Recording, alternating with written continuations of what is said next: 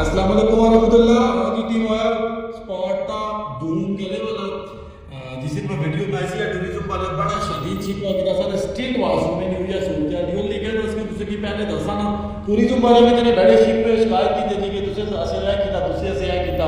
इसका ने एक मस्जिद दिया देखा माशाल्लाह सी इस मस्जिद की तस्वीर कर मैं डिटेल शेयर की दी सी ते ए टूरिज्म स्पार्टा जी ने ए पीछे का ढूंढ के लेना निकाह दा बाजार सा तो टूरिज्म वाले को मैं कहने शिप पे शिकायत से बहुत की दे इसलिए हालत में ये है जी क्या कर रहा पता चला कि गुस्सा की टेंडर देता ना देनी और किराया देना इसका मतलब है कि टूरिस्ट पार्टी नहीं है सुल्तान वाले कुछ एक अंदर कचरा देखी ना फिर मैं की शीट में तो उसका कि वीडियो बना के पूरी काम की ना ठीक करे वाले ने बंदे काम ठीक करे यार खुदाड़ा मस्ता काम ठीक करे इतना बेहतरीन ट्रैक ना लोग ही थे जो दूसरे गंद देखे ना मिले अफसोस